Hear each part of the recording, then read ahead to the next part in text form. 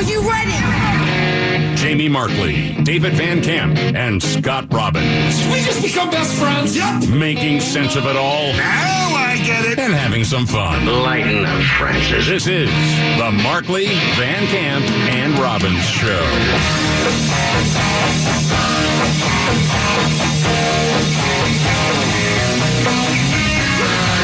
Yeah, all together, it's quite a crew. What is this one? Hey, it's the Markley, Van Camp, and Robbins Show. Thank you so much for being here. Jamie Markley, David Van Camp, Scott Robbins. Okay, what? It may have leaked out of a lab. We'll get to that in a second. No, it didn't. David Van Camp, update on what we know right now. San Jose. Oh, it's heartbreaking. Yeah. Man, oh, man. Well, a guy walked into the light rail facility for the Valley Transportation Authority where he worked and murdered 9 people before killing himself. The 9th victim died late yesterday afternoon. Samuel Cassidy has been identified as the shooter. He also set an explosive at his house, which the sheriff said appears to have been timed to go off when he started shooting, sort of a distraction for emergency services. His ex-wife told the AP that he had talked about killing people at work more than a decade ago. I mean, this guy has a history of being on having a short fuse. An ex-girlfriend of his during a court scuffle said that, he had bipolar disorder, that it would be exacerbated because he would drink heavily. He would force himself on her. I mean, he's a bad guy. A neighbor who lives across the street told the Mercury News in San Jose that Cassidy seemed strange, never saw anyone visit. Yelled at him once, right? Yelled at him once, stay away as he was backing his car out of the driveway. Like, don't ever come onto my driveway. Yeah. Whoa, chill out. Yeah, man. And then, you always have these stories of the one guy that ended up getting shot. I don't have his name in front of me. It was going in trying to get people to safety when he got shot. And then you may say, well, it's said all the time. It needs to be said, I think, because that guy died a hero. He's trying to help other people, putting his life at risk. It's a sad thing, and I know we're going to hear about gun control because that's what happens. Oh, we already have. Yeah. Well, yeah. And there's some everything else. And as David's brought up many times, you look at California's gun laws. Yeah. I mean, if there were a case to be made that gun control worked, then California should be on, basically solid footing when it comes to this type of violence. And unfortunately, it's not immune to it, regardless of the laws that are on the books. So as more of this investigation comes out, we'll know, okay, were there other signs that people should have seen? We just have to wait and see as we get more information on that.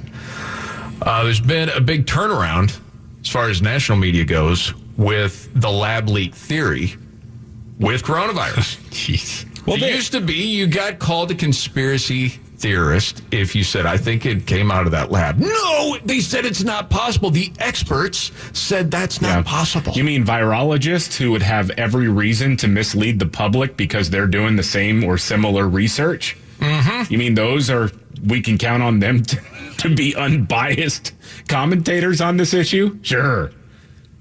Right, but for so long, there are so many people in America that would hear the word expert or they're from the field. Well, you could trust them. Right. Oh, the WHO did a little walkthrough. They didn't find anything. Right. Right. Yeah. And if you never, ever came across any conservative news at all, you may think the World Health Organization is reputable and on the up and up. You wouldn't know any different. Sounds important. Turns out the WHO is Roger Daltrey and Pete Townsend walked through there. I think they would do a better job. They would, man. Yeah. No doubt about it. Yeah. So the other thing that's so frustrating is we already had an investigation going on from the Trump administration. Yes. And then under the Biden administration, it got whacked. Yeah. So, and now they're saying, well, the intelligence community has 90 days to get back to us about the origins of COVID-19, right? Well, the State Department was where that initial investigation under the Trump administration was happening. Mike Pompeo, the former Secretary of State, had ordered it. And the reason apparently that it got axed was because it didn't involve the intelligence community. In fact, you had somebody who had worked at the State Department under Trump say, oh, yeah, well, we had a problem with the process. And so the Biden administration comes in and they don't like the way that it's being conducted because it didn't involve the intelligence community. And everybody's like, well, it should have, because that's important. And in a vacuum, I get that argument. But this is the same intelligence community. I don't know if I need to remind anybody listening now, but just for the record, this is the same intelligence community that lied to a judge in order to get secret surveillance warrants on Trump transition officials and campaign officials. This is the same intelligence community that floated theories that Donald Trump was a Russian spy. So we all know they can't be trusted. Right. But again, for someone that never comes across any sort of conservative news, they would think, oh, that's just those crazy Republicans, those crazy conservatives and all their conspiracy theories. You can absolutely trust the Justice Department. Of course. Well, and they don't know any better. Well, you have, overall, the intelligence community is a broad brush, right? That right. covers a whole lot of different agencies and outfits. And that's not to say everybody working for them cannot absolutely be trusted, but is it any mystery that the Trump administration would be like, hey, let's not involve them? Come on. They know that anything they did was going to get leaked. Anything they did was going to try to be leveraged somehow against them. So, they keep it in-house. Yeah, it's frustrating. And the initial investigators lack diversity, too. They needed some boxes checked. Yeah. Yes, they did. Of course. So now, and then you watch media cover it. Oh, dude. Whether it's NBC, anyone else. Gosh. You know who we can count on to put his fist down and say, I want answers in 90 days is our President Joe Biden. He wants to redouble efforts into this investigation, and that's the way it's covered. Right. Not that they ever even cashed it. Well, that they stopped the original investigation into this. And it's been a very sudden change. Like, I've got whiplash over here. The change in tone when it comes to media coverage and the overall discussion of the COVID lab leak theory. Because you got people on a national platform trying to convince viewers and readers that they always thought this was possible. They always thought this was reasonable, and we cannot let them get away with it. Okay? Here's a reminder of how they treated it when the Trump administration was suggesting it. This is a little montage I put together. One of Trump world's most favorite conspiracy theories. The conspiracy theory. He may pick up the conspiracy theory. Conspiracy theory. We know that it's been debunked. Donald Trump is still pushing the debunk to try and foment xenophobia. This is just another example of the president trying to change the narrative from his own failings. Oh my gosh, man. And I know all of that already, but to hear it again, it's infuriating. How many times have we said the words, if we had a real news media that really wanted to get the honest story? Say it all the time, right? In some ways, I believe this is proof. What we've seen with this particular story and what we've seen with the restrictions with COVID-19 protocols.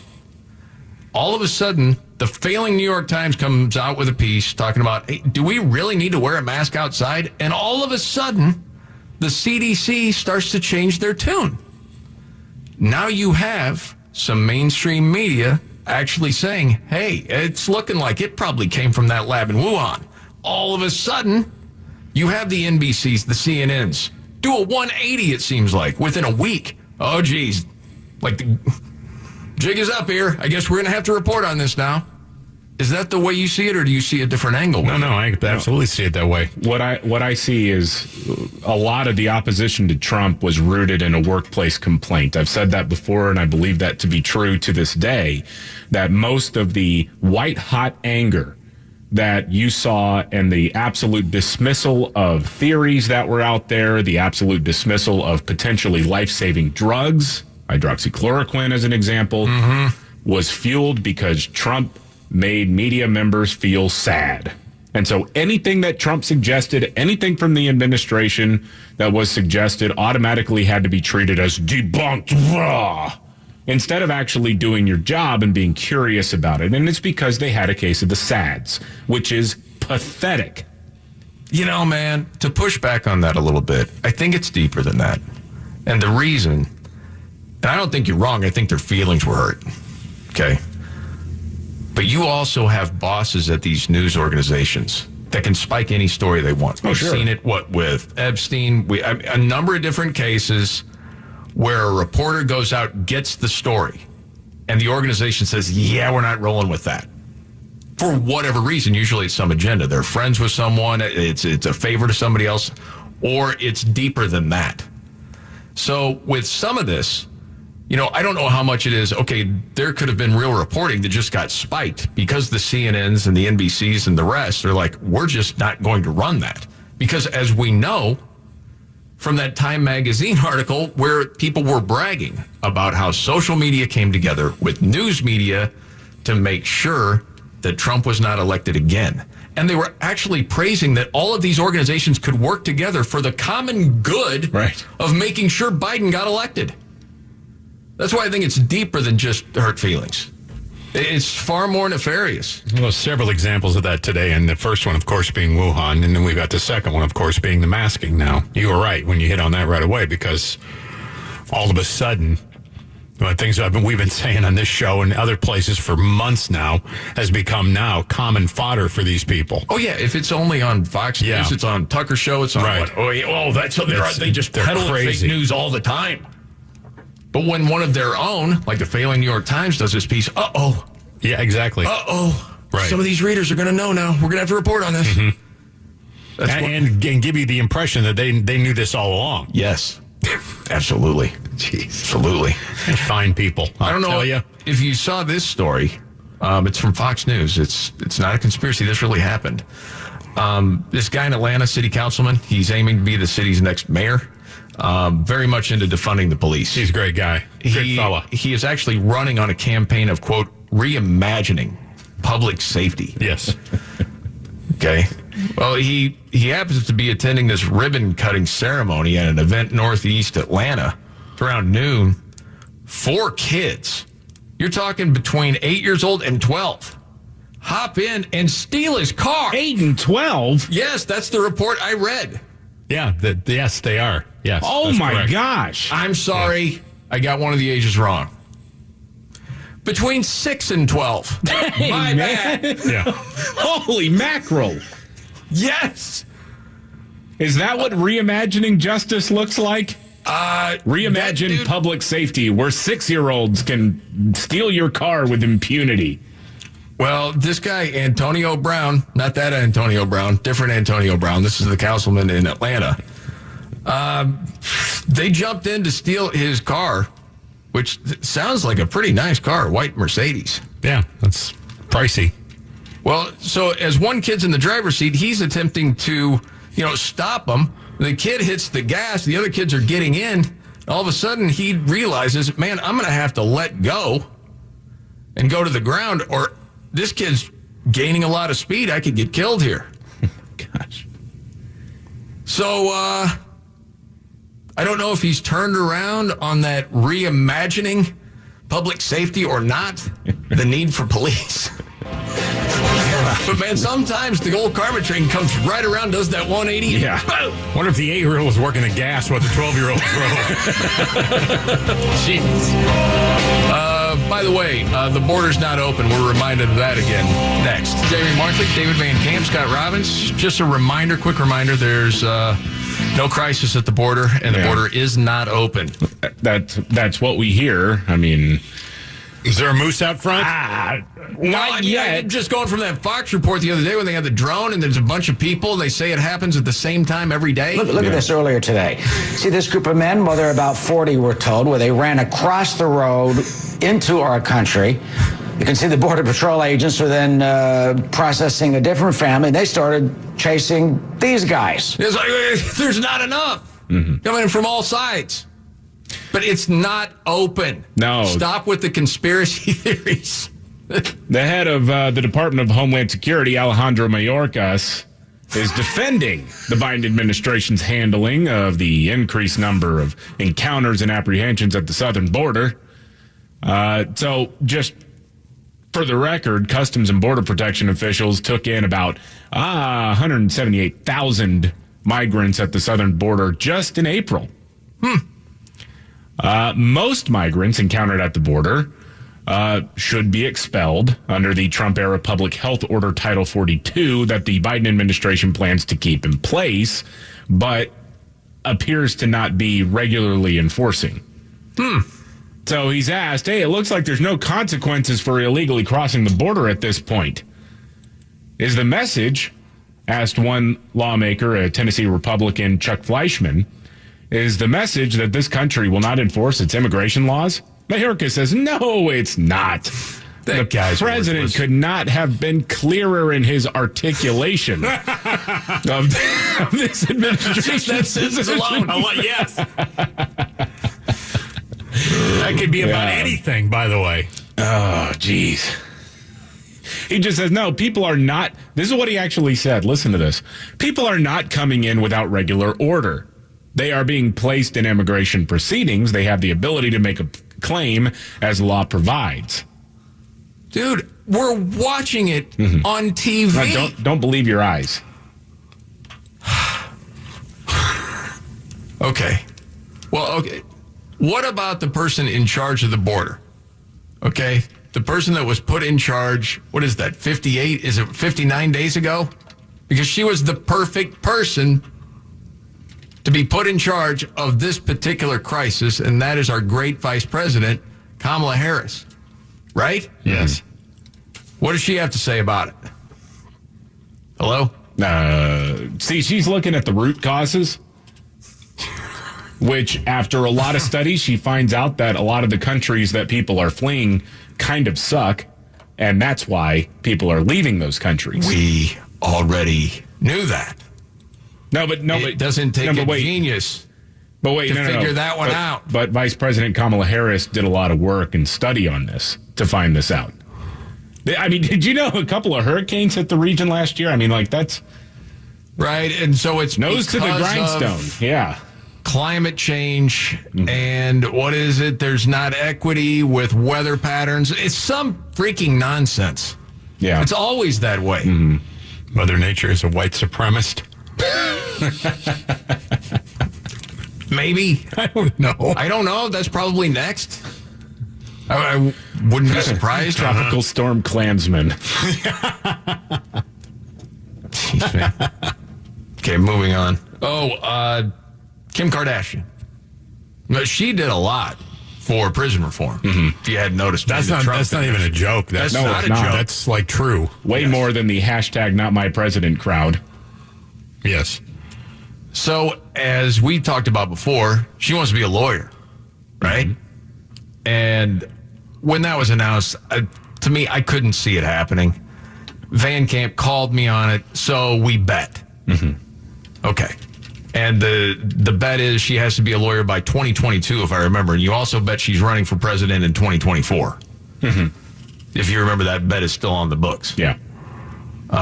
We hadn't had any bets in a while. Had to go through yesterday and put the new one on because the last one that needed to be paid was Andrew Cuomo being still governor of New York April 1st. So I won that one. But with Kim Kardashian, she did not pass the, what do they call it? The baby bar exam. It's part of law school. It's basically a practice test. Yeah. So you guys, I did not pass the baby bar. Oh, this is part of the If show. you do law school the way that I'm doing it, it is a 4-year program instead of your typical 3-year program. And after year 1, you have to take the baby bar. This one actually is harder, I hear, than the official bar. You needed a 560. What I'm saying is this doesn't bode well for your bet. Yeah, but the pass rate is like 65% for the bar exam in California. Okay. Keep that one on the books. The former Seattle police chief unloads on political inaction. Really? Next, Terry Martin, David Van Camp, the legendary Scott Robbins. Okay. Seattle, the police chief. Hey, what a tough gig. Yeah. Oh, gosh. Well, it's impossible. Politicians, progressive activists make it an impossible job to do effectively. Yes. So I don't blame this person for, like, being at the end of the rope. Yeah. Well, this is the former Seattle police chief, Carmen Best. I remember. She unloaded on a podcast just a couple days ago about the mostly peaceful riots and armed occupation the city saw last year. which is an incredible sentence to say out loud, by the way. Yeah, it is. There was an actual armed occupation of a major American city where people died, and we're supposed to focus on the 1/6 Commission or whatever the hell they're putting together in Washington.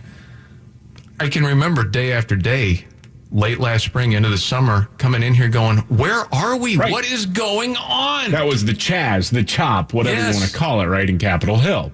So we all remember that. Protesters literally took over several blocks in the Capitol Hill neighborhood, and the city decided to hand over a precinct to them in the process, which was also amazing.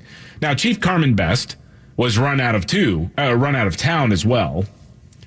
She resigned when the city council was getting ready to give in to the demands of the defund the police whack jobs. Right. So she sat down for an interview with the Reducing Crime podcast and talked about how the city was basically supporting the anarchists and the Chaz. The political will was not there to do anything. You know, the Parks Department is talking to people, and they're digging up the park and putting a vegetable garden in there. Seattle Public Utilities is bringing in porta potties for these folks, and I think the mayor was quoted as saying "Summer of Love," and there was no one that I could really turn to and say, "Does anybody see how bad this is and how this is going to be a problem?" But it wasn't there. They threw her under the bus in a big way. Well, and this could be wrong on my part. As I remember it, I don't know if you guys remember it this way. At the very beginning, she seemed to be as open as possible to some progressive ideas. Mm-hmm. And then when it got out of control and she says, okay, enough, it was too late. And you knew who was ruling the roost then. Oh, yeah. And she talks about that, too, about how there was just major gaslighting going on when it comes to what was actually happening in that autonomous zone. You know, the officers and the people who were responding to that area knew it was a problem. Right. And we had been saying, look, our response times are up. And we've had rapes, we had robberies, we had assaults. And I remember giving a press conference at some time along the way and holding up the reports. Because every time I said something, people would say we were just making it up. I go, no, I have police reports of real victims and people you can look at to verify these things are happening, right? I mean, we really needed to do something. And that, as tragic and as sad as having a young person murdered there was, it took that for people to realize, oh, yeah, maybe we should be doing something about it. Woman of color. Yes. Being run out of town. Yes. Sounds racist. Well, it was for justice, though. You see, it was for racial harmony. It's so bizarre, too, when she says, I mean, they took over a block. They occupied Several blocks. Several blocks. Yes. Occupied it. Yes. It took someone dying before anyone cared. Yes. I mean, that's incredible. And then when you had Trump at the time saying, we may have to send people in there, you had the liberal media freaking out. Yeah. Tanks rolling down the street, Pete. Well, that was it. Yeah, This sounds like a dictatorship. And she talked about that a little bit too on the podcast, and it's a really fascinating conversation. By the way, I mean it's the Reducing Crime podcast. If you got 45 minutes, but she talks about how the national media coverage was there, and how you're jumping up and down saying, "Hey, there's crime happening. Hey, there's rioting happening." Right. But the narrative was the cops were the aggressors in every case. That they only deployed tear gas. Remember the whole thing of like, oh yeah, this a little girl got tear gassed, and this was supposedly police brutality. I'm thinking, why in the hell are you bringing a child to a protest that you know is going to get out of hand? Pass this prologue. Come on, man. That's a crappy parent. Yes. No doubt about it. You know what, man? Just for a second, since we're in this place talking about law and order and national media, what local media tries to do. You've talked about it many times, David. Oh, yeah. Go to the local outlets. They'll tell you what's going on in the city, but they don't cover it nationally because there's an agenda. Who pointed that out? And I saw this. It was a podcast. There was a video of it, and it was Officer Brandon Tatum. I brought some of his stuff on the show before. And so he's talking about BLM and how it's very hypocritical. And he focused on Chicago. His staff put together a montage. This was within the last year of all the kids being shot. I'll just let him speak for this. My challenge to Black Lives Matter and all these organizations that you claim you care about black people, what about these people? What about these scenarios that make local news in one part of one city that never make national news, never get legitimate coverage? Nobody, as State of the Union address, nobody's talking about this. Nobody's trying to do black children reform. They're not signing bills to help young people in the inner cities of Chicago escape what I'm about to show you. So as he sets it up, then it's all these clips from WGN-TV in Chicago. New developments today as police investigate a shooting that killed a 12-year-old girl in Hazel Crest. We do know that the medical examiner's office identified the 12-year-old as Erica Gibson. She died from a gunshot wound to the head. One of the victims is a 14-year-old boy. Police say he was found at Springfield and Madison near an Aldi store parking lot. The boy had been shot in the abdomen. And it goes on and on. 7-year-old girl is dead tonight after being shot 6 times at a McDonald's drive-thru in Lawndale. She was in the car with her father, who was also shot. By the way, I think a lot of us remember that story. Yeah. Wasn't that long ago. Just curious, Brandon Tatum's going to give some details that I had never heard until I saw him say this. I'm just curious if you knew this. So shot. 17, who was also a thug. He was peeing on the grave of another man, and they retaliated, specifically targeting his daughter. I don't know why they won't say it. They specifically targeted his daughter. All the shots was in the back rear passenger seat where she was at, and who saved her? Wasn't a black man. It was the police officers. Anyway, keep going. I could keep playing this. It's one heartbreaking piece of news after another. It lasts like 2 minutes. It's absolutely awful. I'm not done yet. We still got about 30 more seconds of this. I know. It just keeps going. But his whole point is, where are you at, national media? You claim to care. But where are you? Do you get my point at this point? Because we're going to finish this. My staff didn't make this video for nothing. We're going to finish it. However, I'm hoping that you get the point, what I'm saying. And I'm hoping that people feel challenged by listening to these horrific news coverage of young people losing their lives while riding in a car. Let me tell you something. When you say black people have to worry about leaving their house, black people have to worry about driving while black in a black neighborhood, that's where you have to worry about being black. You don't hear cops ain't shooting a kid in the street while they're just riding down the street with their parents. It's other black people that are doing that. But that's not what LeBron's going to say. That's not what Michelle Obama's going to say. They're never going to say anything about what Brandon Tatum is pointing out. Nope. And that needs to be pointed out. It just reminded me of the Seattle story. Yeah. Of what's really going on in these places. Who says these children's names? That is a great question, Mr. Robbins. Yeah. Really is. It's too bad. We can get to this. This was from Campus Reform.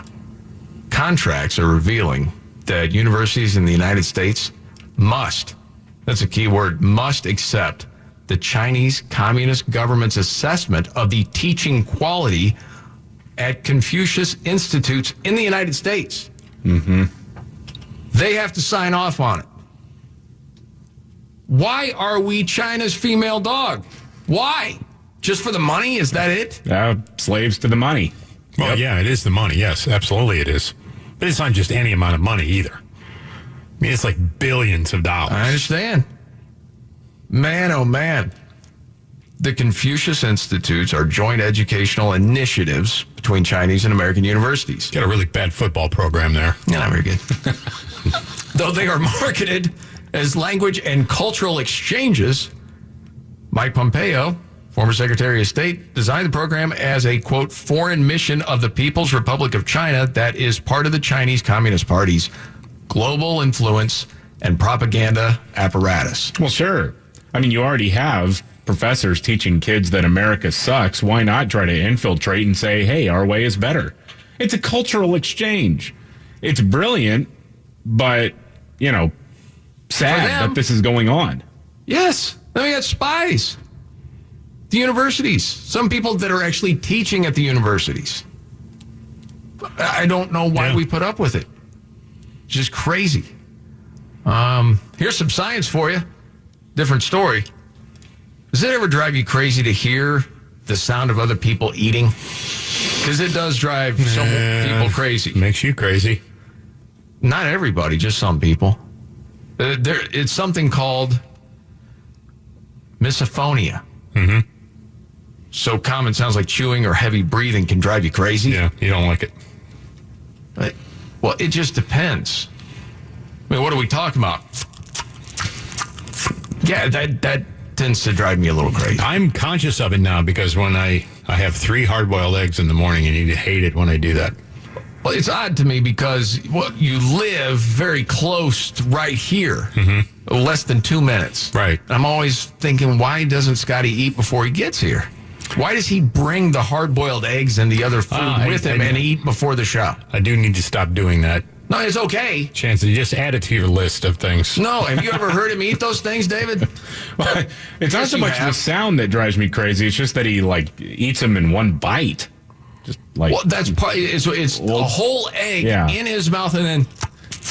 See, that's not true. Yes, it is. I'd keep my mouth closed as often. I mean, I'm not sitting there opening my mouth like you, the demonstration you have. Listen, man, it was like months, and finally one day I'm like, hey, dude. I know you did. You finally said it. Was I nice the way I said it? You weren't. No, you were nice, yes. You were nicer than you normally are, yes. No, you were. I mean, you weren't. You didn't. Did you? I can't even remember if you were in the room for the exchange, David. No, I mean, honestly, it never bothered me. So I don't know. You got have weird your headphones things on all the time. It's just a little thing with you. I know it bugs you. It's only eggs too, by the way. Nothing else seems to bother you. Everything else that you eat, you eat like a human. But jeez. But with those things, it's one bite, and then unless you swallow the thing whole, you're going to have to chew it. And there's a lot of food in your mouth. Yeah. Puts all 3 in smaller there. bites. Maybe I'll take smaller bites now. Puts all 3 in there. He's got like the chipmunk thing going on. Yeah. They're very tasty, though. Saving it in your cheeks for later. Mm-hmm. Well, the researchers scanned people's brains while they played different sounds that might trigger this reaction. Yeah. I think they used you for the soundtrack, Scott. Mm-hmm. And for the people who have the condition, certain parts of their brain lit up more than other people that don't have the, quote, condition. Okay? I don't know that I would call it a condition. It's just annoying for most. It's just yet another mental illness that you have. Right. You know, I'll put up with that from Scott. Okay. If next time you're on the phone with the pharmacy, put me on. He's got this weird thing with chewing sounds. Is there something we can do with that, by the way? They found out that, yes, there's a part of the brain that processes sound, and some people are more sensitive than others. Okay? So maybe that's me. I've not noticed it, though, with anything else you eat. No, I know. I'm not I generally have my breakfast when I come in. Yes. Okay. So if that's you, again, I'm going to start misophonia. The eggs at home. I need to start eating the eggs at home before I come in. Promise? Or either that or go into one of the other rooms here. Or maybe just human bites. Either. It'd be nice. Appreciate it. Something like a whole egg in your mouth at the same time, though. L.A. paying a crazy amount of money for a homeless camp. Wait till you hear this. And much more coming up. David Markley, David Van Camp, Scott Robbins. Robbins, you run our Facebook page. It's okay now to post anything that talks about it. That lab leak could have come out of that lab in Wuhan. They were taking it down, but now all of a sudden you're going. They're allowing you to do it. Oh, thank you so much, Facebook, for that privilege. The established doctrine on the left that China is innocent of any wrongdoing or error, just some horrible twist of fate, now has been, of course, disproved. And now you can. So now if you want to, go ahead. And pretty soon, I'm guessing, Facebook will allow you to post things that condemn the wearing of face masks, too. Don't stretch it. If you put anything up on COVID, by the way, anything on Facebook, you guys are on Facebook already know this, immediately the COVID-19 thing goes underneath the post saying, for more information, the truth about COVID-19 can be reached. Click here, It's nuts. Anything you put up. Click right here, Pfizer.com. Right. It's all good. It's all fine. It's incredible. Yeah. Don't ever mention something about what some enlarged heart, something, teen. No! Disinformation. Well, you can't put it. Irresponsible. They'll take it down. I know. Or kick you out, one of the two. Of course. Yep. Okay, L.A. Boy, you know what usually works when you have a homeless situation?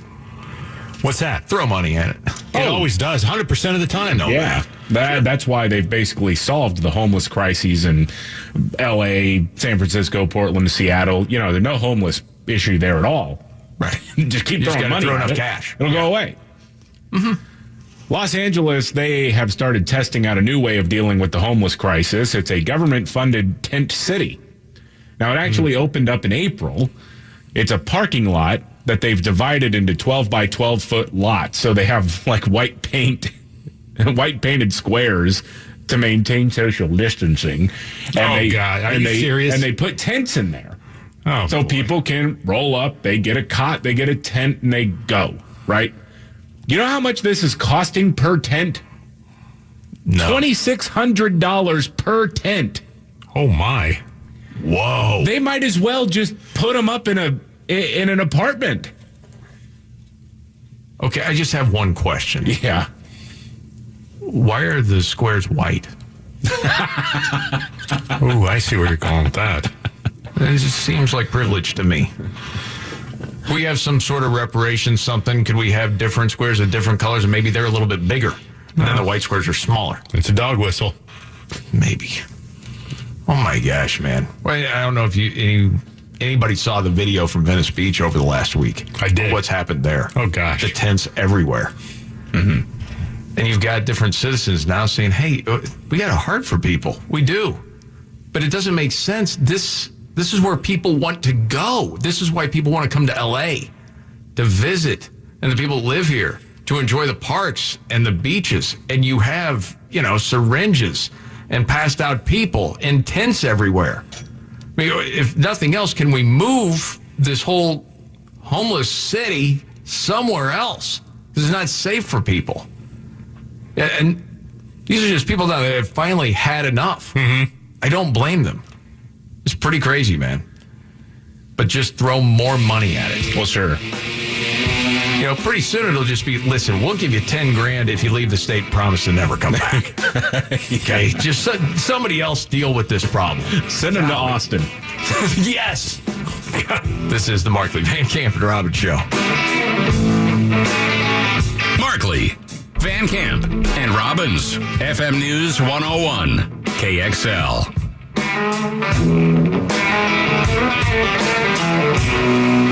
Are you ready?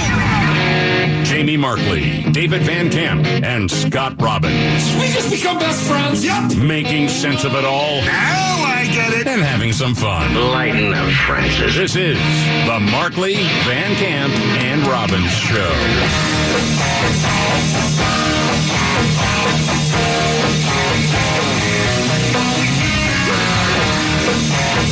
The Markley, Van Camp, and Robbins Show. Jamie Markley, David Van Camp, Scott Robbins.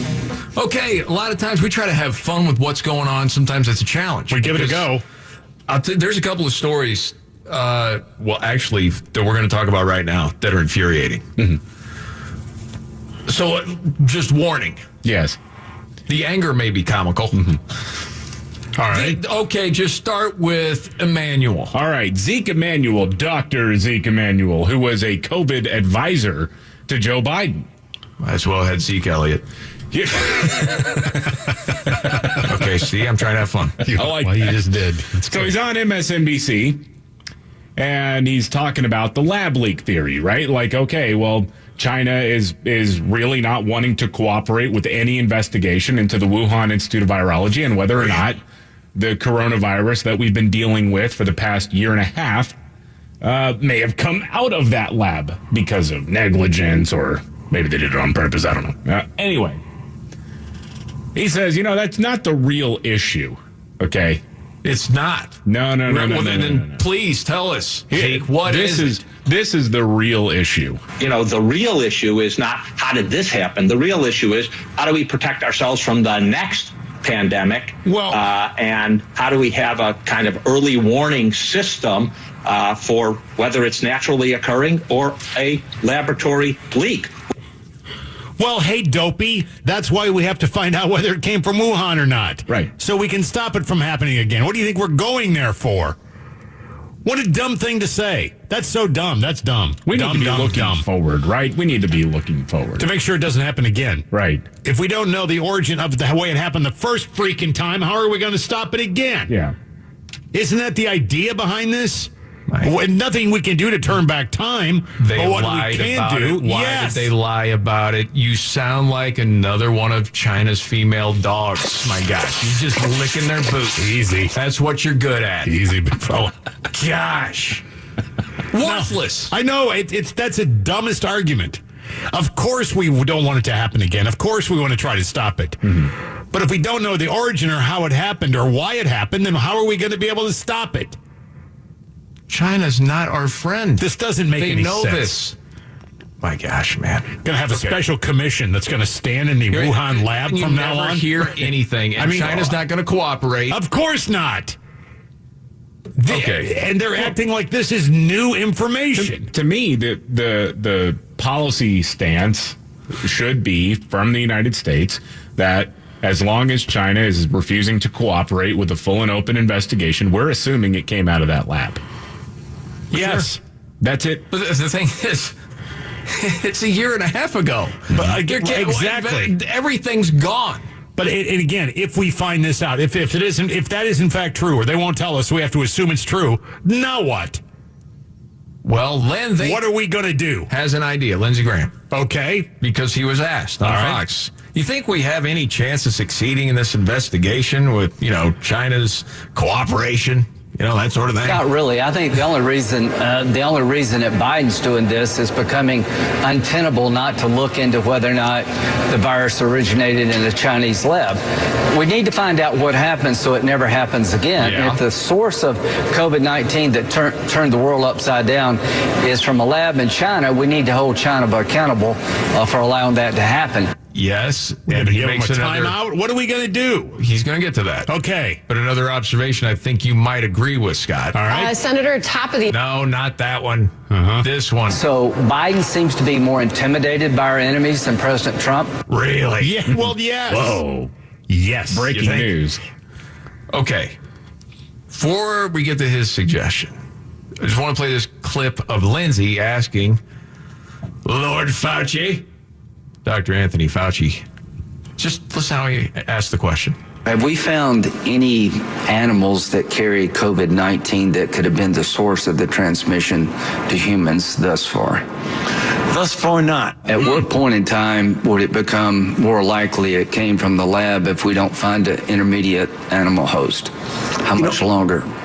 I don't think we can give a time element on that. Really? You can't. Very interesting. Well, at that point, Lindsay then says... You don't have to be Sherlock Holmes to figure this out. If the first cases of COVID-19 occurred in November with lab workers, doesn't that make it more likely than not that the source of the virus was in the lab, not a wet market? So I think it's becoming increasingly clear. We haven't found an animal yet that is a good host for the virus. Yes. So it came from the lab. But then Robin's $1 million question, what are we going to do? Yeah, what are you going to do about it, Joe? Lindsay has a suggestion. We should put together a sanctions regime against China, put in place sanctions until they fully cooperate with the international community to find out the source of the virus. I don't think without sanctions, without international pressure, they're ever going to help. So you can look at this till you turn blue in the face. The only way China's going to respond is when the world makes them respond. Oh, but what about all that money? Yeah. That's our Congress people. I don't disagree with him. I think it is a worldwide effort with the ire right on China saying we're not doing business with you anymore till this nonsense stops. And I brought this up about a year ago, or maybe less than a year ago. But yes, we absolutely have to make them pay financially, and the rest of the world is waiting for us to make a move. The president of France, Emmanuel Macron, even said, we're ready to roll. Prime Minister of Australia, we're ready to roll. We're waiting for the United States to do it. And right now, Australia has been one of the few, if only, countries that has really tried to go tit for tat against China. They just don't have the amount of leverage that the United States does. I mean, the whole dependency on the supply chain, or dependency on China for the supply chain, is a two-way street, right? Yes, it could hurt. Yes, it will hurt us if we cut them off economically. Absolutely. It'll hurt them too. We have to realize that we do have leverage in this as a nation. As a nation, we do. And it would be nice that if we had the same stones that Australia has. Mm-hmm. But you can call me a conspiracy nut if you want. We're compromised. A lot of our people, the ruling class, so many in the ruling class are compromised because they're slaves to the money. And for our president, from everything we know about the president's son, dealing with China, and the barrels of cash that came into Hunter Biden's, quote, company, it's not out of the realm to believe the president is compromised here with how much he's actually going to do with China. Is that too far a stretch to say that? No. You have to wonder it. Mm-hmm. We're not doing anything. We're acting like cowards. We're supposed to be the leader. There's something going on. There's been too many things that don't make sense with this. And, it's one of those things we need to get to the bottom of. Meanwhile, when you're talking about the pandemic, and this is the other story that is infuriating and sad at the same time, and we've seen it across the country, but it's being highlighted in Colorado right now. Colorado health officials this week are sounding the alarm. They have declared a state of emergency for children's mental health. Top-ranking representatives of Children's Hospital Colorado, as well as rural leaders, had a virtual roundtable earlier this week.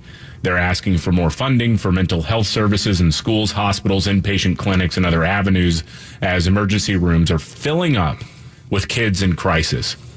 And this has been happening for a while, and a lot of people attribute that to the rise of social media, and I think there is absolutely something to that.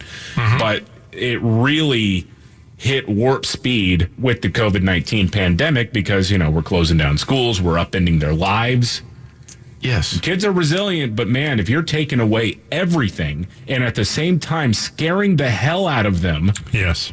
All the time, it's only going to make this worse. Between January and April, behavioral health visits to Children's Hospital Colorado pediatric emergency departments were up 72% over the same time period in 2019. In April, and if you know people that, if you have kids that are school age that were kept out of school for a while, mm-hmm. or know someone that does, these stories are not that foreign to you. Yeah. You've seen them right in front of your eyes. Yeah, it's heartbreaking. Dr. David Brumbaugh, the chief medical officer, said, "I've been in practice for over 20 years in pediatrics. I've never seen anything like this. Our kids have run out of resilience." Jesus, that's sad. Golly. The thing is, in the beginning, as we talked about so many times, yeah, there's caution. But by last fall, for the most part, it was pretty safe. Mm-hmm. And the, quote, experts knew it. Yeah. Absolutely knew it. They didn't care. But at the very least, okay, once the vaccines came out, once winter breaks over, you can get the kids back in school. Oh, no, not yet. It's crazy what we've done to the kids. Yeah, well, there's a local news team here that is going to do a feature all week long on this, happening in our own backyards. It's everywhere, yeah. And they're talking to all these psychologists, these child psychologists, and again, same story. Yeah. Same story. Yeah. I mean, and it's isolation has so much to do with it. Yeah. What has happened here is the greatest moral and societal failure I've ever seen in my lifetime. I would agree with you, David, 100%. I mean, that sounds like hyperbole, but it isn't. And all these idiots who have been saying it's not safe to go, especially this past spring, mm-hmm. Fired. You're done. Oh, yeah. I'm right there with you. Oh, and for some people, that's not enough. We got to get critical race theory in so these kids hate themselves. No. And if we can convince a 12-year-old girl that she's actually a boy, that's great, too. Yeah. It's evil, man. Well, it's evil. There is a it's being kicked, been advised now, again, of some particular states that children will have to maintain their distancing and mask wearing when they start school this fall. I'm not kidding. I wonder why so many people are moving. I mean, the blue states. That is just unbelievable. All right, switching It needs gears. to stop, and they need to be held accountable. I agree. I'm angry about this. This really pisses me rave off. on that, yeah. man. So maybe you guys heard, I know you guys are not the biggest golf fans. David could care less. Scott, you'll watch majors. That's about it. I watch because you watch, really. That's it? You've always watched majors. But I like majors, and I like watching golf on TV. Well, what do you think of this grudge match? Tom Brady and Phil Mickelson against Aaron Rodgers and Bryson DeChambeau. David, any interest in that? Not really, no. Okay. I would, yeah. I'm in. Just because you got the two quarterbacks competing, these other two guys. The only thing better would be Koepka.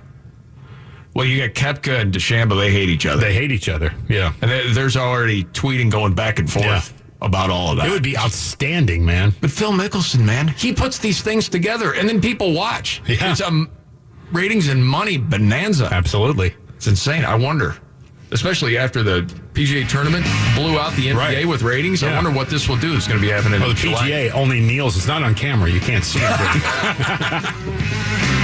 Oh, my gosh. Boy, another new low in the transgender debate you will not believe. Straight ahead right here. Yes, David. You good? I'm good. Just a quick question. So I see this headline, Daily Wire. Even mild COVID-19 cases can deliver antibody protection for life, this study finds. Can you post that on Facebook? Yeah. Is that okay now? I guess it is, yeah. Okay. We'll get a little warning under it where you can go get your shot, but... Well, because that would say if you had it, maybe you don't need to be vaccinated. Right. And you have protection for life. Yes. That could get you booted, couldn't it? You can't be messing with vaccine talk on Facebook. Yeah, I don't know what the rules surrounding that are really. It's very clear that it's not about following the science because the science does change, and yet people are very steadfast in their beliefs about what the right science is. There is this freedom of speech issue that is getting talked about more and more. And I was thinking of this, seeing this piece. This was also Daily Wire talking about USA Today. And we mentioned the column the other day where this female athlete in Connecticut, track runner, been beat numerous times by a biological male, identifying as female. Yes. Okay, so she writes the piece. They publish it. They had to edit the piece, USA Today did. Gosh. Because it was hurtful. Yeah. What? It was hurtful. Hurtful? Yes. Why? Because she said male. Yeah. As the story goes, Chelsea Mitchell writes this piece. Okay. Then USA Today, after a couple of days, edits it. And the editor's note said, this column has been updated to reflect USA Today's standards and style guidelines. We regret that hurtful language was used. So what are we talking about? Well, I'll give you the original piece that was written and what it said. Okay. As an example. As she starts, she's talking about it's February 2020. She's at the starting line. She should feel great because she knows she's done all the training and she can win. But she doesn't have that feeling. Instead, all I can think about is how all my training, everything I've done to maximize my performance, might not be enough. Simply because there's a runner on the line with an enormous physical advantage, a male body. You can't say that. They took a male body out completely. It just says an enormous physical advantage. Yeah, but it is a male body. Yes, it is. But then she goes on to say, time and time again, I've lost 4 women's state championship titles, 2 all New England awards, and numerous other spots on the podium to male runners. No, you can't say that. But that's true. Well, yes, it's true. But it's hurtful, and USA Today gets to decide that. God. The truth hurts. Yeah, they bow down. So we got to ban the truth. What? It is crazy, man. That you have to say transgender runners, not male. But the whole point that she's highlighting, and I know you agree with this, but the whole point that she's highlighting is that it's not fair because they are physically male. Yes. Isn't it weird that a side of the political spectrum that is so obsessed with the phrase "my truth" can't handle the truth. They can't. That's why they love to say "my truth." You know, again, I do wonder how many complaints they got. It's an op-ed too. That's the weirdest thing. You're editing after the fact somebody's opinion based on her own experience, based on her lived experience, you could say. Yeah, very good. Which is just bizarre because it's her opinion, right? But I wonder how many people actually complained, because it is a very small group of people who get outraged over this, but they are super vocal online.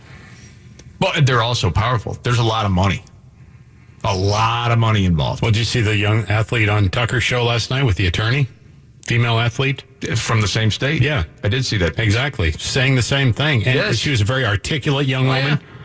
You and her attorney was on there, and she's not a bigot. She's not a rage-filled, hate-filled person. No. She's simply just saying this isn't fair. It's not fair. I'm not whining. I'm just telling you it isn't fair. No, and the fact that... And I had video of this guy just thrashing these girls in races. And then you don't have the freedom to say that's a male body. Oh, we got to edit that. Right. No, you are now waging war on reality. What? Yes. That's the truth. That's something we should all be and after. She lost a court case, so they had they're retooling and going back at it again. Yeah, they lost, or it got tossed because they didn't have standing because the girls who had filed it had graduated. So now there are current students involved in the appeal. Which is a bizarre thing, too. But yeah, you're right. I got a piece of audio. I think we have time to play this. You know what? We might not. I'll play you a little preview. Excuse me. Did you know you're in someone's house? What happens when drunk guy goes to somebody else's house? Tell you what I did. No, I'm kidding. How would you react if you're a woman, there's a dude passed out in your sunroom? We will get to that, and the Chicago mayor wants to stop what at 10 o'clock permanently? Oh, we'll get to this in just a few. Jamie Markley, David Van Camp, Scott Robbins. Okay, Chicago Mayor Lori Lightfoot. Fantastic job she's been doing a couple of years now. I'm convinced she gets paid by the bad idea. What is the latest bad idea there? Well, there's a bit of a crime problem, which she denied would happen, by the way, like a year ago. Whoops, poorly aged take there. Yeah. In order to help curb the crime problem, what she wants to do is take a pandemic regulation and make it permanent. Boy, you were called a conspiracy theorist if you thought that this was on the table, right? Because you put a whole lot of business restrictions out there. The government might actually use this to justify doing it later on without the backdrop of a pandemic. No, this is about public health. Why don't you follow the science? What does she want to do? You can't sell booze after 10 p.m. What? That's the brilliant idea. Not at a bar necessarily. We're talking about like grocery and convenience stores. They would have to stop selling booze at 10 p.m. It's these kind of ideas that built America.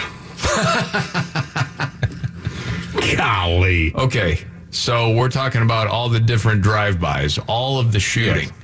Okay. If you just curtail the drinking that starts when people purchase booze after 10, that's going to solve the problem or help the problem? Yes. Coming from a former person who used to drink a lot, let me tell you how you get around this, okay? Mm-hmm. Buy it at $9.15? Buy 16 cases at $9.15. Yes. Of course.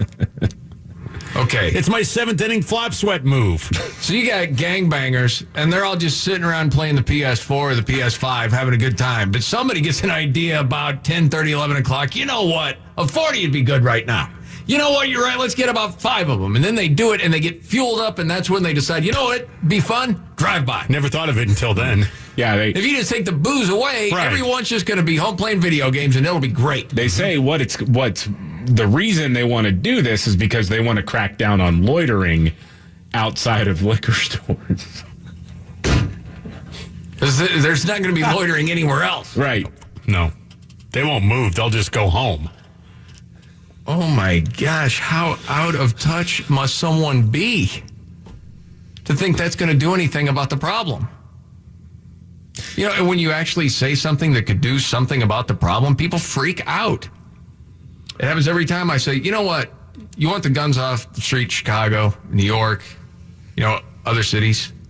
If you get caught with a gun that you don't legally own, that's automatic 5 years. What about prison reform? Do you want to do something about the gun issue? If you have a gun in your possession that you don't legally own, it's 5 years. I think that has a better shot at working as far as curbing the gun violence in Chicago than no adult beverages after 10. Bad. Give me a break. Just going to send some guy on a horse, the boozy cowboy. Oh, you're referencing right now the census cowboy. That was another Lori Lightfoot idea, if you remember. That was a bad one. It was. Really well received. Yes. Yeah, she's the census cowboy. She's great. She's fantastic. Okay, I want to play a couple of pieces of audio, and if we can all play this game together, I think would help. Okay, some people are calling out Chris Cuomo, usually reputable, honest. Well, he's a straight-up guy, stand-up guy, one of the few left. And he's a man's man, too, by the way. Of course. Some people are saying, hey, wait a second. What? This isn't true. You're talking about the origins of COVID-19 coming from the lab in Wuhan. Mm-hmm. Like that theory. Say, now this is pretty new. This thought. Yeah, it's brand new. No one ever even talked about it. No one even thought about that lab in Wuhan. No. Okay, so the first clip is within the last 36 hours or so. And then the second clip we'll play is from over a year ago. Okay. Roll the first one. All right. Roll the one from recent. Yes. COVID was passed from animals to humans, or it originated from a lab accident. Now, the second is a newer notion, okay? The government had not been open to the lab theory. That is why it is so politically charged. It was dismissed as a conspiracy early on, but now is under. Yeah, no kidding. Who did that? Who did the dismissing? No, I know. Right. You're right. Because it wasn't Trump, by the way. I'm sorry. Just to let you in on this, it's one of my favorite parts is playing a piece of audio that I know neither David or Scott have heard, and especially David can freak out at a moment's notice. Well, not to sell Scott short, but yes, I know that obviously he was deemed a conspiracy theory by people like me. Yeah. But now is under serious consideration. Why? An Intel report determined several researchers at the Wuhan Institute of Virology were hospitalized for an unknown illness in November 2019, the month before China reported its first COVID case. Suspicious. What a tool. That had been talked about too. But let's go back. Well over a year ago. This is when he was still in his basement, courageously broadcasting while suffering from COVID-19. No, well, he had the faux coronavirus because he faked having the coronavirus. You can't convince me otherwise. That dude lied about having the coronavirus. All right, we have breaking news on our watch. It is a very provocative headline. I'm just getting it. Let's go through it together in real time. Okay. Here's the headline. The United States is pursuing the theory that the virus started in a Chinese lab. Well, wait, the government wasn't open to it. You just told me that, Chris. Because he's a liar. Does he not think, man, it's easy to go back to the old episodes? You don't understand it. This is relatively new, you see. This lab leak theory. Hashtag Fredo faked it. Man, oh man. Well, we've learned a lot about the coronavirus and the pandemic. There are a lot of similarities when people get it. For instance, sense of smell, sense of taste, fever. No one besides Chris Cuomo that I'm aware of talked to dead people. He is the only one. When his father appeared to him in a fever dream, and they had a conversation. No one else has said that. No one. Oh, yeah. Well, did he chip a tooth, too? Yeah, he broke a tooth, apparently. That's what he said. How? Just by clenching his teeth? That's what he said. Come on, he dropped some weights accidentally when he was doing a sweet bench press, getting those gains in. Right. Loaded it up a little bit too heavy, and it fell on him and broke his tooth. That was somewhere. Remember when he said that, though? Yeah. That his dead father came to visit him? Yeah, yes. I mean, crazy stuff. No one ever said that. No one else ever said that was a part of the coronavirus. Seeing freaking dead people. Only him. He probably chipped his tooth somewhere between getting those highly concentrated vitamin drips from his Goop Light nutball wife and taking a Clorox bath. Remember that? There was a special mix of Clorox and water that his wife runs a wellness blog. Yes. That's one of the reasons why I think he faked having the coronavirus was to promote her blog, because she got a lot more traffic after he credited her with saving it. Right, yes. Chris Cuomo loves to follow the science. That's why, Goop Light saved his life, apparently, from the coronavirus he never had. Wow. Yeah. Well, maybe the chip They're tooth bad people. They are just terrible human beings. Yeah. But don't ever pick a fight with him, because he's ready to throw down. Remember It's an insult to your people. It's an insult to your people. It's like the N-word for us. Yeah, don't call him Fredo. I know. He's very angry. The roid rage goes nuts. I'm not Mr. Beast mode over here, and I freely admit that, but I guarantee you that guy's got a glass jaw. Oh, I would almost say you're right. Yeah, I would guarantee it. I'll wreck your I'll wreck your He will wreck your...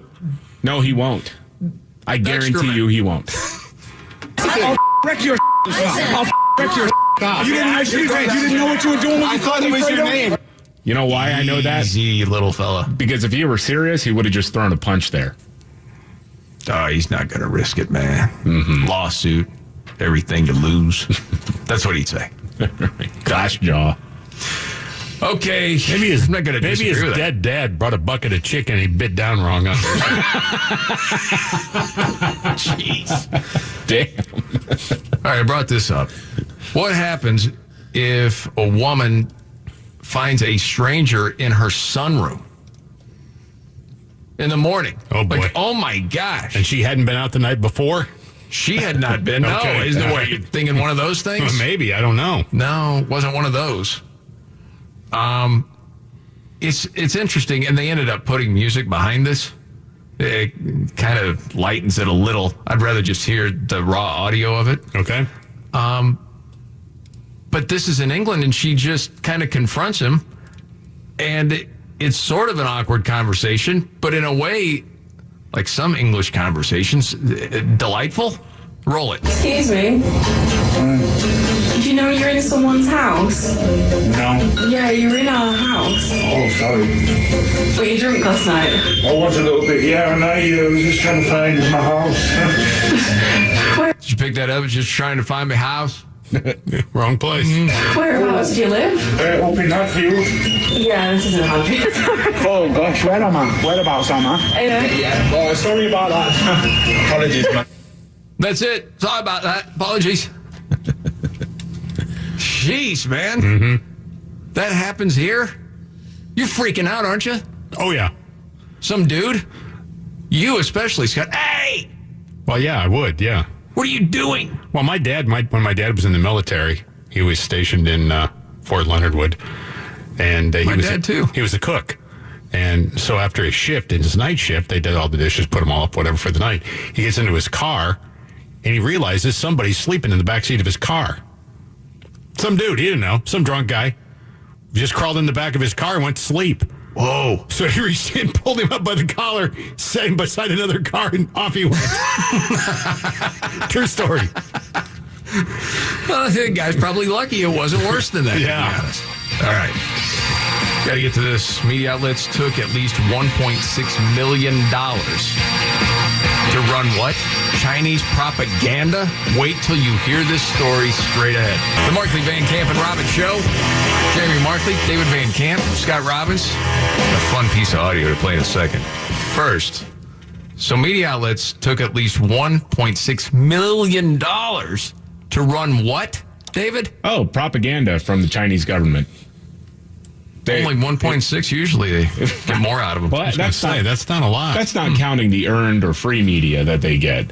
No, but the state-backed newspaper, China Daily, paid more than $1.6 million for advertising in Western media outlets with a presence in the United States over the last 6 months.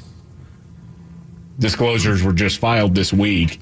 You're talking $272,000 to the LA Times, $291,000 to Foreign Policy, $371,000 to the Financial Times, $700,000 to Time Magazine.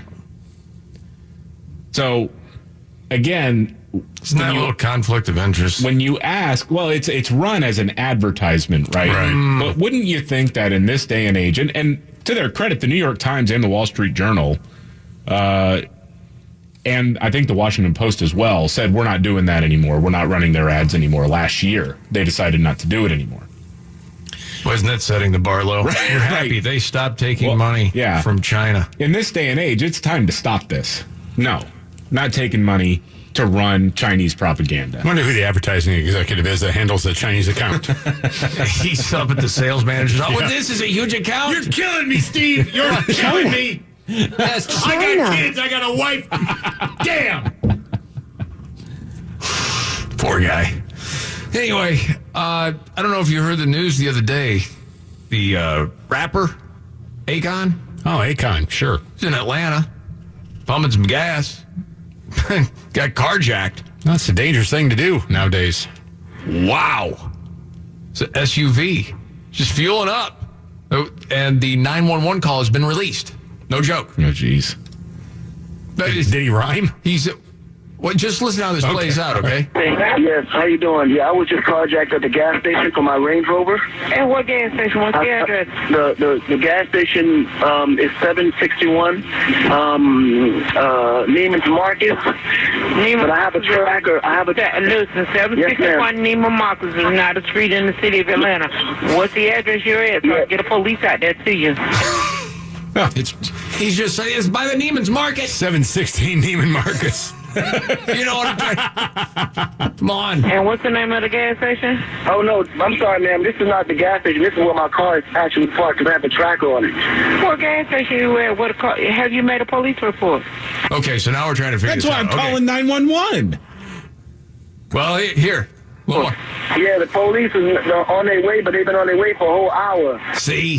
That's part of the problem.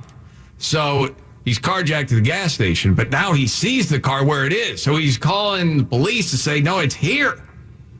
He's watching it. He's watching it on his phone. Yeah, you can see where it goes. Yes. And you say you were carjacked? Yes, ma'am. At gunpoint? No, I wasn't at gunpoint. What happened then? I was literally getting gas, and they just jumped in the car. And That's not a carjacking. That's not a carjacking. What is that? Oh, okay. Someone stole your car. Yes, ma'am. Okay. Was he near the car? Is that, as I understand it, the dude's pumping gas and people jump in and go. What? Okay. I mean, I did not. Words matter. All right. Where you can't be bragging about a carjacking if there's no gun involved. You just had your car stolen. I didn't realize we had to split hairs like this in a 911 Apparently call. you do. Yeah. Yes. We have to have equity. Not all carjackings and stolen vehicles are the same. Like, Akon's just like, no, I've done the work for you. Here's where the car is. Okay? I don't need any police work. I can track it myself. It's been an hour. I haven't seen Jack. Dang. Oh, my God. Could you repeat the radio code for this particular incident? Oh, see, they put it down as a 237 when it's actually, because you didn't use the right verbiage. I still like the address. That's my favorite part. Yeah, you know. Or 16 Neiman Marcus. Okay, so you had a piece of audio you wanted to play, David. Oh, yeah, this is crazy. This happened, it happened at a Cubs-Pirates game today. So the batter, it's Javier Baez. Yeah. He chops one over to the third. Yeah. Third baseman picks it up, throws it over to the first baseman. The first baseman gets pulled off the bag, so he's like a couple feet in front of first base when he catches it. And he decides instead of going back to tag the base, he's going to try to tag Javi Baez with the glove. Well, Javi starts to run back towards home plate. Meanwhile, Wilson Contreras, who's on second, is rounding the bases because it was supposed to be a routine play to end the inning. So he's rounding the bases. He winds up stealing home, getting a run from second because the out doesn't work, and then the catcher throws it. Anyway, here's the call.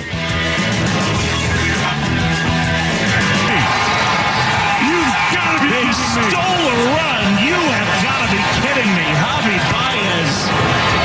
Keep going. Go. You're invisible. You're invisible. Smile on Robin's face. FM News 101 KXL. Are you ready? Jamie Markley, David Van Camp, and Scott Robbins. We just become best friends. Yep. Making sense of it all. Now I get it. And having some fun. Lighten up, Francis. This is the Markley, Van Camp, and Robbins Show.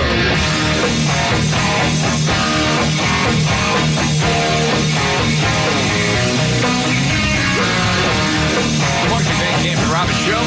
Jamie Markley, David Van Camp, Scott Robbins. Okay. Now, this whole lab leak theory, this is new, this is fresh. No, it's not. With COVID-19. No, it's not. It's not. It was once controversial, even this February when Tom Cotton talked about it. Oh, it's unfounded. Well, it's tinfoil hattie. It was, conspiracy. yes. Golly. And yes, we should want to know about this pandemic for obvious reasons. So we have to go over what this has done to the world, let alone our country. So we can find out and do nothing. There's got to be sanctions. We got to do something. Decouple with China. Yeah. Whenever that comes up, I understand the concerns that, prices go up in America. Obviously, yes, we would pay a price for that. Absolutely. Mm-hmm. Well, one, prices are already going up because of Joe Biden's, print money and ask questions later approach. Mm-hmm. The other thing is, though, we already shut down our economy because of the coronavirus. If we were willing to do that for the virus itself, why wouldn't we be willing to take the kick on trade with China for this, to hold them accountable? Yes. Yeah.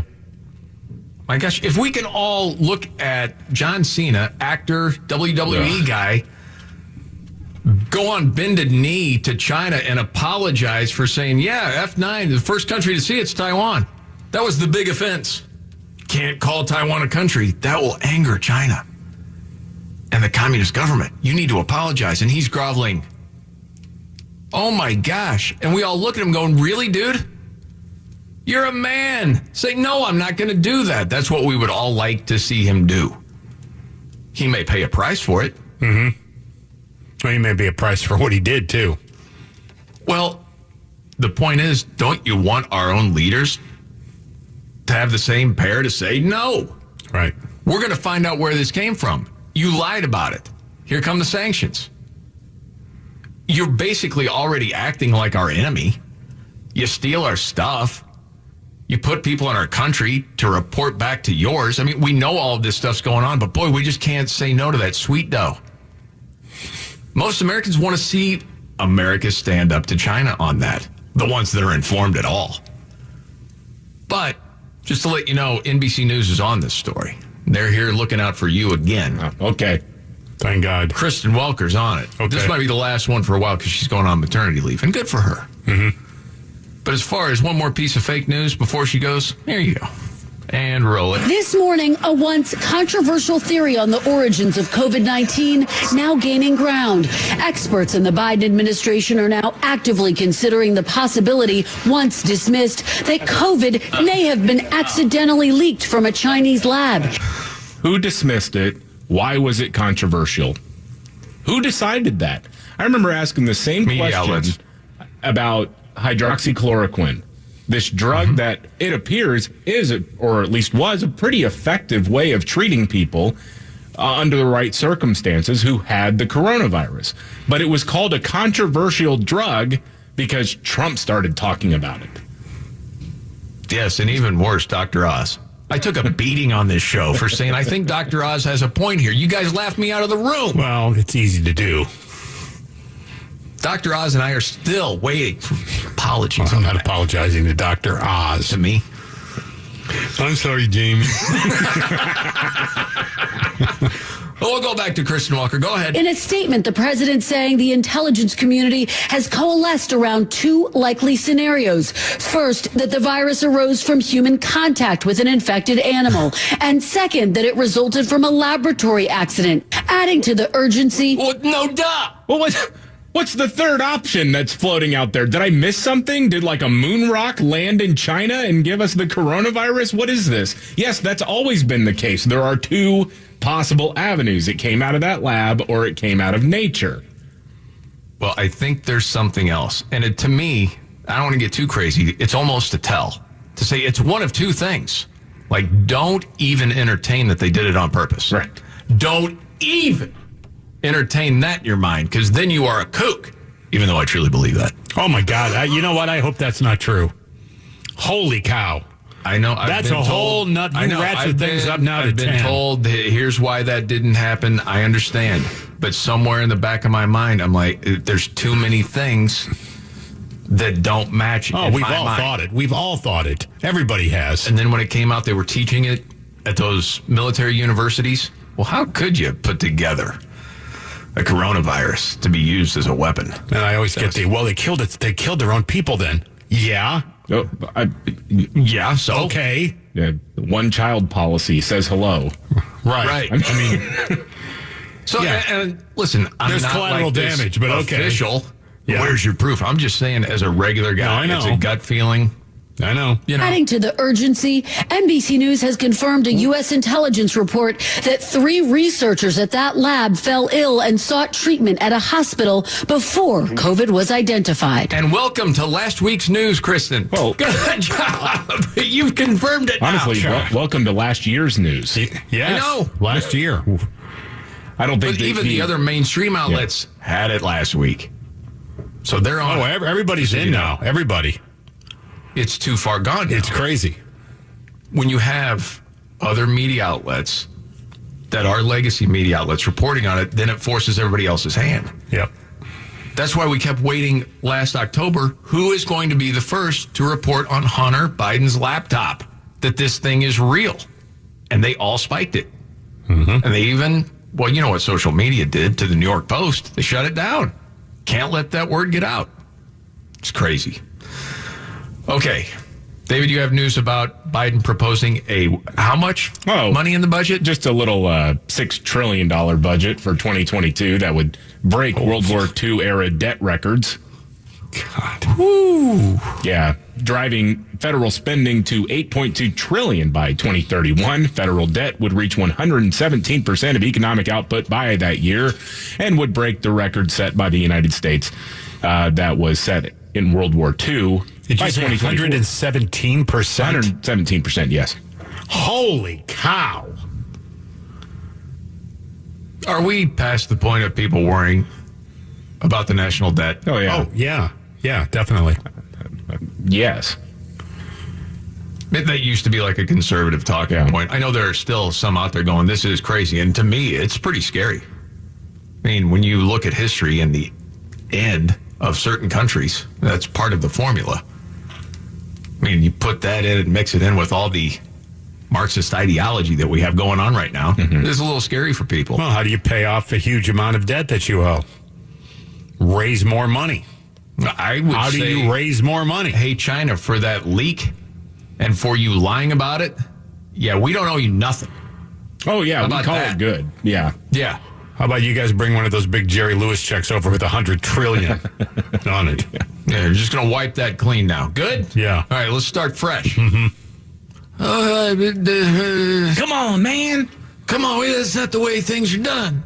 We got to keep our word. That's what good Americans do. I'm Joe Biden. I like how Joe Biden just became a raspy George W. Bush. Yeah, I was going to say that. I never even did the George Bush. There's a little bit of twang with that one. A little bit. Sorry, you do the Biden better than me. Okay, go ahead, Scott. No, I just... The best Biden impression is really just get like a mouthful of hard-boiled eggs and just try to say a sentence. And really fast. Yeah, and backwards. Right. Well, that's Robin's everyday 45 minutes before the start of the show. There you go. Okay. So, yes, good news now. Facebook has given us freedom of speech back. Thank you so much, Facebook. Yeah, they're no longer taking down posts claiming that COVID-19 was man-made or manufactured. I like how Politico frames this.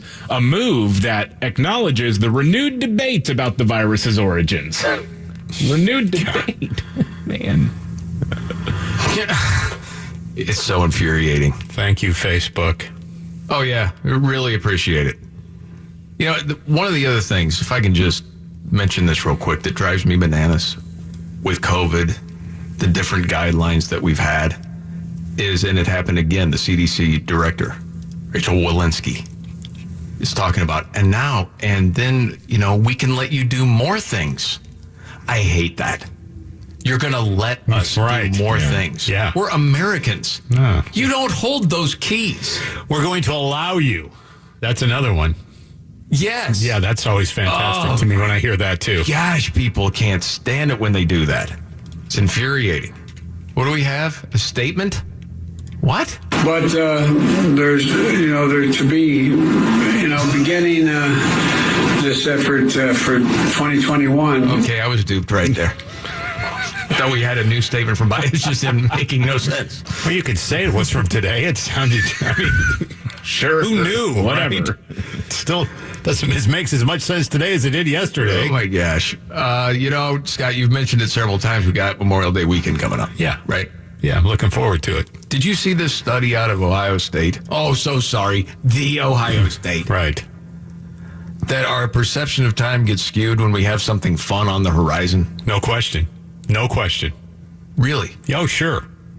So if you have a vacation or long weekend, it can seem like the days and weeks leading up to it drag on and on? Yes. Have you noticed that, David? I have the opposite effect. Like if there's a 3-day weekend, it's the week after the 3-day weekend that feels longer to me. Yeah, well, I could say that's probably true, yes. Was it like that when you were a kid? Yeah. I honestly don't remember, except I do remember going back to school in January was always kind of a slog. Okay. That's like I asked because of all of the drug use in college. I didn't know if that had an Well, that'll mess with your perception of time anyway. Okay. So it slows way down. Time is irrelevant. Time is just, like okay. Like a swirling. That's why we have never heard his songs, is because he wrote them all under the influence of weed and Floyd. And telling time by the sun. And not and the George moon. Floyd. We're talking about the variety. Yeah, right. Gosh. Yeah. Okay. What? I don't really think you had to point that out, but okay. Well, under Floyd, if someone doesn't know and wasn't thinking Pink Floyd, right? If you that's were what to I'm do talking about. Famous Floyds now, that would probably usurp Pink. Maybe. Yeah. They also found in this research, when looking forward to something and the days do seem to drag, then we tend to think that it's all going to fly by once the fun starts. Yeah. And that part does fly by. Remember how long it took to get to Christmas or your birthday when you were a kid? Oh, yeah. It's like forever. Oh, my gosh. Gone like that. Yeah, in a minute. Yeah. But every summer, for my kids, I'm like, enjoy this, man. Because once this is done, this doesn't come back. No. When you're an adult. No. Unless you're one of those people. Because having you guys took all the fun out of it for me. So there's a study out that says mask mandates probably didn't do much. Wait till you hear this in just a few. Markley, Van Camp, and Robbins Show. Jamie Markley, David Van Camp, Scott Robbins. Mask mandates probably didn't do much. Who did the study, David? Oh, there's a new study from the University of Louisville that was looking at mask mandates specifically, not mask usage, just mask mandates, because, there was so much freak out when Texas dropped its mask mandate, or Florida, pick any state that the media love to pick on, and that's what you'll see where that's killing people by lifting a government mandate to wear masks. Mm-hmm. Now, while mask use was associated with slowed COVID-19 spread, only during periods of low case growth, and a new study suggests that state mask mandates did not actually help slow transmission. Oh, boy. Why, oh boy, Scott? Well, Because we've been, wearing them for a year now? Well over a year. And we were told, right, that we must do it. And in some cases, we still have to do it. Yeah. So, again... And now you're telling me it didn't really work, huh? The results there did not say that mask wearing was useless. Many people wore masks in public regardless of mandates. Many businesses required them and still do regardless of mandates. But, of course, not all face coverings are created equal. Some protect better than others. What they found, though, was basically the government saying you have to wear it just did not actually increase mask usage, nor did it actually slow the spread of the coronavirus. Makes sense. Because it was basically just, the government's telling you what to do, when you could have just said, here's a suggestion. Right. Yeah, that makes sense. And right now, people should not be walking. There's no reason to be walking around with a mask. When you're in the middle of an outbreak, wearing a mask might make people feel a little bit better, and it might even block a droplet, but it's not providing the perfect protection that people think that it is. Lord Fauci, March 2020. Off his Greatest Hits Volume 1 album. Yeah. Man. That is a classic. That's like his Stairway. Yes, it is. Yeah. Let's talk about Starbucks. The employees, they're having a hard time. Why? Starbucks workers are saying they are treated like coffee-making robots. Some people who work at Starbucks say customers are ordering complicated drinks that are sapping their will to continue working at the coffee giant. Oh, gosh. That's because there are TikTok videos where users are sharing their secret menu drinks along with their own recipes. And you've got unlimited modifications on mobile orders, things like that, that are making life tough for the poor baristas. But it's great for the business, right? Yeah. Because all this interest in trying a different flavor that's on the secret menu makes it almost forbidden, doesn't it? It is. And so, people are amped up. Not my thing, but it's a tough thing for the baristas. Yes. These orders are driving us insane because they're so long, so specific, and it requires you to do much more work than you should be doing for a single drink, and they're not being adequately translated into labor hours. Oh, my gosh. That's your job, to make Here's an idea. drinks at Don't Starbucks. work there. Yeah. Don't work there. Okay. This will maybe sound too harsh. Would it be good if there was someone that a group of those people trusted came in and said, okay, I'm saying this out of love. I'm here to help, not to hurt, okay? You got to understand something. You're not special, okay? You got to work now for a living. There are no more participation trophies in the real world. We're past that now, okay? You got to grind. That's just part of it. And if you don't want this job, you're going to have to grind to find the better one so you can leave this one. But to expect, we're just treated like robots. You can be replaced by robots. Do you understand that? Some people would rather have a robot that makes them coffee.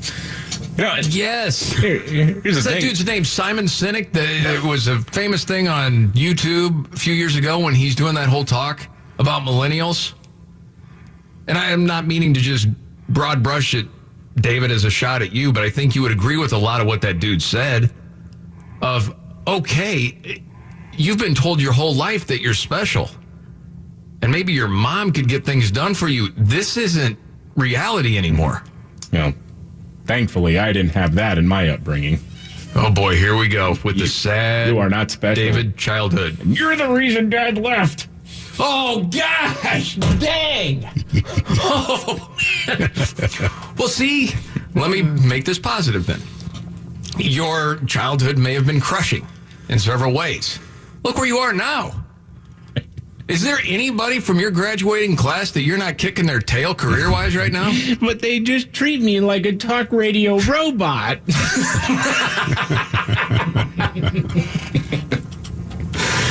If you've never seen that piece from that dude, I mean, it's really well done. And he said, and honestly, in some ways, it's not a lot of their fault because this is what they were told since birth.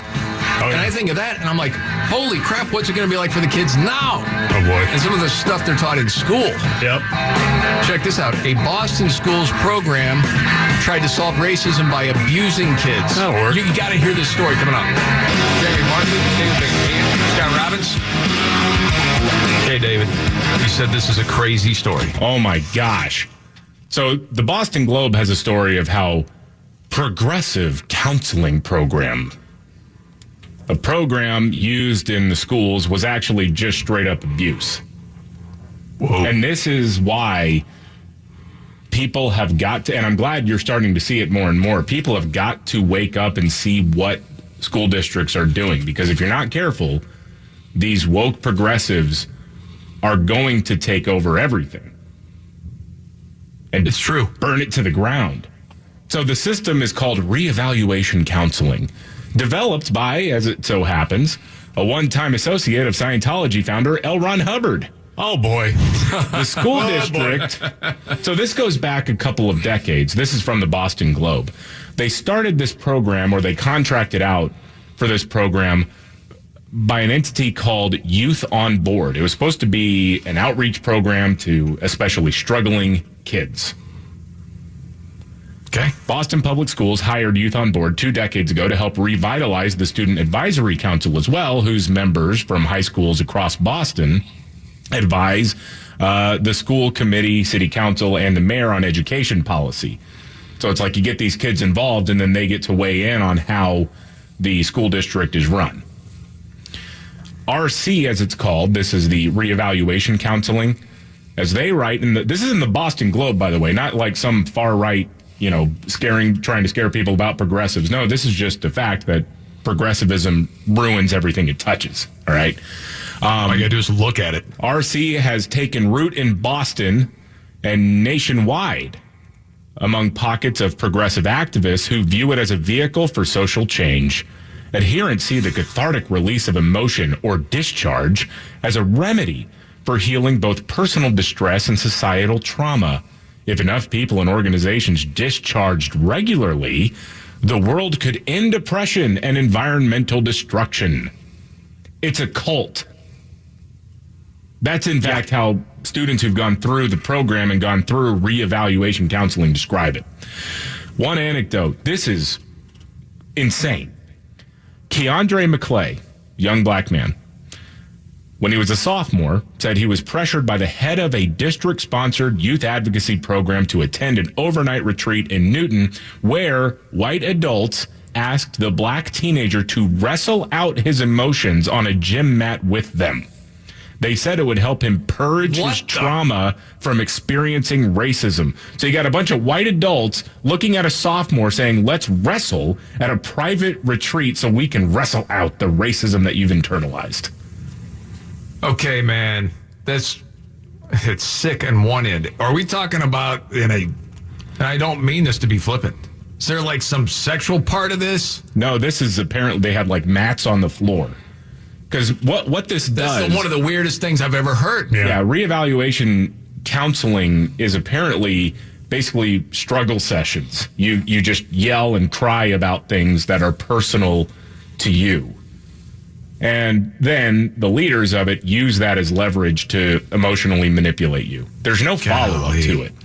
McClay, as the story goes, after being told to wrestle adults to get rid of his racism, get rid of the racism that has affected him, McClay fled to his room. Jenny Sazama, the program leader, and other retreat participants chased him for more than an hour.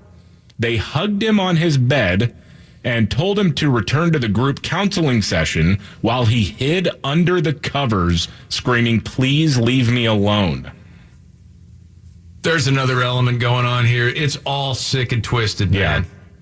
Now, Sazama has no credentials to provide mental health care. This group tells kids to ignore their doctors if their doctors have prescribed them anything from antidepressants, anxiety medications, anything that might help them and their mental health. This group says, nope, don't take any of that. Ignore your parents, ignore your doctors. Jeez. This type of counseling existed for something like at least 15 years, this specific brand under the umbrella of the youth advocacy program. For 15 years. And no one said anything? No one checked in on anything. Oh, my God. Until a couple of months ago when some students came out and said, no, this is a cult. What's happening here? Yes. And these woke progressives were just like, well, no, it's a holistic approach to blah, blah, blah. I'm sure it's fine. It's the same people that are trying to convince a 12-year-old girl that she's a boy and she should start taking, testosterone, and we should start talking about surgery. It's sick. And it needs to be called out like that. Well, I don't want to hurt anybody's feelings. You want children to be abused like that? You got to stand up to it. It's freaking terrible, man. Where are the parents at? And you know what? Seriously. You wonder, but you know what? Adults take this crap too. Not to that level, a different level. Did you see the story? And this is about Lockheed Martin, the company, and their re-education of some of their employees. Have you heard about this? Nope. Okay. Christopher Rufo. He was on Tucker Show last night. So he is, a senior fellow at the Manhattan Institute, and he does research for the Discovery Institute. And so he gets these leaked documents that is part of the training at Lockheed Martin. Okay. This is crazy to me that no one says, I'm not doing this. Just roll it. Where is it? Roll it. Roll it. Well, this is a long-standing training program. Actually, 8,000 Lockheed Martin executives and employees have been through race re-education programs. And this one was particularly galling. They had these executives go through these exercises where they said that being a white male was analogous to being a KKK member. Let that sink in for a second. Holy cow. What did I just hear? Yeah, I know. I'll play it again. These exercises where they said that being a white male was analogous to being a KKK member. This is Lockheed Martin. Yes. Holy cow. Go on. To being in the Aryan Nation. They also said that, kind of funny way, white men can't jump, and all of these slurs and stereotypes about their own origins. And they take it through a series of exercises where they had to review 156 white male privilege statements, apologizing for their race, apologizing for their sex, apologizing for their orientation. And the question is this: if a 3-star general retired in the United States military can't stand up to a bunch of crackpot diversity trainers, how on earth are we going to stand up to communist China? Well, good question. They're one and the same. Man, oh man. But you got a bunch of people. What in that situation? It's just get paid a lot. I guess I'll go through this. Yeah. It's kind of interesting because how this relates back to the story I just said about Boston schools. One of the things that psychologists who are actually licensed and are paying attention to this and quite alarmed by what they were doing to kids, one of the red flags here was because this training emphasized displaying emotions before an audience. Psychology researchers say that increases susceptibility to manipulation, which is a hallmark of a cult. Now, if you're going through something called diversity training, and you're told to publicly identify things that you think are wrong with the color of your skin, over which you have no control, how is that any different? That's a cult. That's manipulation. Well, and I know that sometimes people's eyes glaze over when you say that's part of the Marxist playbook.